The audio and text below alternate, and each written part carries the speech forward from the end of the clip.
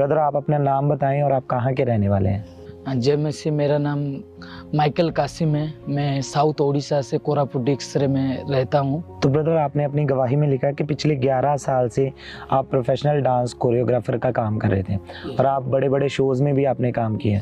तो कौन से वो शोज़ हैं, कैसे आपका काम वो चलता था और उसके कारण क्या आपकी लाइफ में होता था? आप खुल के अपनी गवाही को दें। मैं एक डांस कोरियोग्राफर हूँ मैं, और इंडिया गेट टैलेंट में परफॉर्मेंस किया हूँ, और DIDB में परफॉर्मेंस किया हूँ, और ओडिया चैनल में भी परफॉर्मेंस किया हूँ, और सब जगह पे मैं परफॉर्मेंस करता था और कोरियोग्राफर भी करता था। और मेरा खुद का डांस क्लास था, और मैं एक स्कूल में डांस टीचर था, और सब कुछ अच्छा चलता था। तो क्या हुआ उसके बाद आपकी लाइफ में? मेरे लाइफ में ऐसे हुआ, मतलब डर सा महसूस होता था, और बेबीचर का अटैक आता था, और पाप की अटैक आता था। मैं सपने में मेरे को बेबीचर की अटैक आता था, और डिप्रेशन में मैं चले गया डाल रहा था। डिप्रेशन में चले गए थे आप, और उसके कारण आप मेंटली ऐसे हो चुके थे जैसे एक पागल होता है।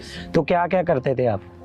ऐसे कर रहा था, दीवार में लेके ऐसे सिर दिखा रहा था, और चाकू पकड़ के ऐसे मार रहा था, और ट्रेन में रहता था तो और कूदने के लिए जी चाहता था मेरे को।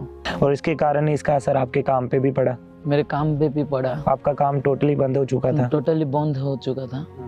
कोई कमाई का साधन नहीं था? अकेले रहना पसंद करते थे? अकेले रहने पसंद था। ऐसे मेरे मम्मी पापा भी मेरे को मतलब घर पे गया तो मेरे मम्मी पापा ने मेरे को निकाल दिए। ऐसे ऐसे तू डांस क्यों बंद कर दिया, ऐसे ऐसे बोल रहे थे। मतलब मैं खुल के नहीं बोल पा रहा था घर वाले को। ऐसे मैं ट्रेन से हैदराबाद निकल जाता था, और ट्रेन से उड़ीसा आता था, और जंगल में सोता था। जंगल में सो जाते थे? जंगल में 8 दिन ऐसे सो जाता था मैं। 8 दिन? 8 दिन सोया था। मतलब आपकी लाइफ ऐसे हो चुकी थी कि जैसे एक पागल लोग ऐसे चलते फिरते रहते हैं, ऐसे आपकी लाइफ हो चुकी थी?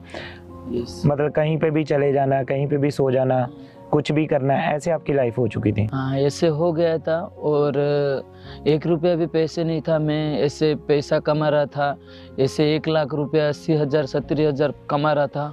ऐसे पाप की एंटर मेरे लाइफ में एंटर हुई, बेबीचर के एंटर हुआ, तो इस टाइम में मेरे को 1 रुपया भी पैसे नहीं था मेरे पास। तो फिर आपको चर्च के बारे में कैसे पता चला? ऐसे मैं हैदराबाद से मुंबई चले जाऊंगा, डांस करूंगा, परफॉर्मेंस करूंगा, और टीवी वगैरह पे आऊंगा बोल के सोच के मैं और फिर से जा रहा था, और लाइफ बनाऊंगा बोल के।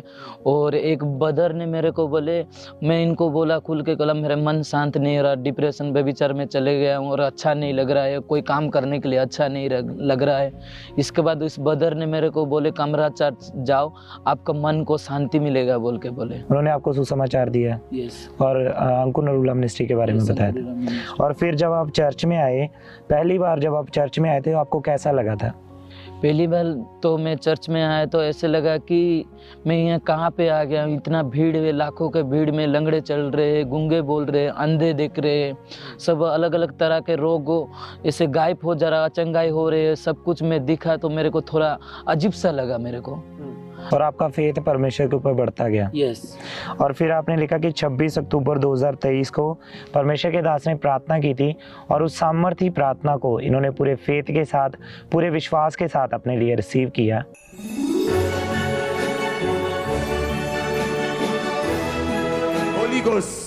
होली गोस्ट मांगो, होली गोस्ट फायर। जहाँ फायर होती है वहाँ शैतान नहीं होता। जहाँ फायर होती है वहाँ डिप्रेशन नहीं होता। जहाँ फायर होती है वहाँ भरपूरी होती है। तारीफ करें, सब जोर से तालियों के साथ परमेश्वर के नाम को महिमा दें। तो आपने जब उस सामर्थी प्रार्थना को सुना, अपने लिए पूरे फेथ के साथ रिसीव किया, तो क्या बदलाव आया आपके जीवन में उसके बाद?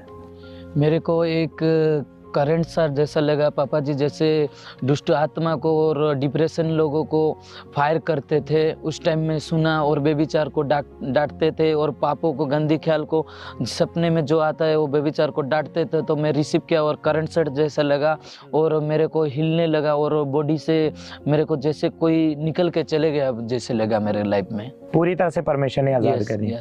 और आपने अपनी गवाही में लिखा कि अभी आप सेवा करते हैं। सेवा कर रहा हूँ। जोर से परमेश्वर की तारीफ करें, परमेश्वर परमेश्वर के नाम को महिमा दें। कैसे एक पापी को परमेश्वर ने चेंज किया, ज़ोर से परमेश्वर की तारीफ करें, परमेश्वर के नाम को महिमा दें। तो आप ब्रदर, आप उन लोगों को क्या कहना चाहते हैं जो आज भी पाप में हैं, जो व्यभिचार में हैं, जो नशों में पड़े हुए हैं, तो आप उनको क्या मैसेज देना चाहते हैं? मैं इनको बोलना चाहता हूँ, कमरा चर्च में आओ, अपने लाइफ को चेंज करो, पाप से दूर हो जाओ, बेविचार से दूर हो जाना और गंदी ख्याल से दूर हो जाना। क्योंकि ना यहाँ पे कमरा चर्च में जीवित चर्च है, मेरे लाइफ बदला है, आपका लाइफ भी प्रभु यीशु मसीह बदलेंगे। और धन्यवाद करता हूँ और प्रभु के दास के अंकुर पापा जी को, आत्मिक पिता है हमारा, और मम्मी जी को भी धन्यवाद देता हूँ। और सबको लाइफ में ऐसे ही चेंजेस आते रहे। ज़ोर से परमेश्वर की तारीफ करें, उसके सामर्थी नाम को महिमा दें। इस लाइफ चेंजिंग टेस्टमनी के लिए परमेश्वर की तारीफ करें, क्योंकि हमारा परमेश्वर वो जीवनों को चेंज करने वाला परमेश्वर है। हालेलुया।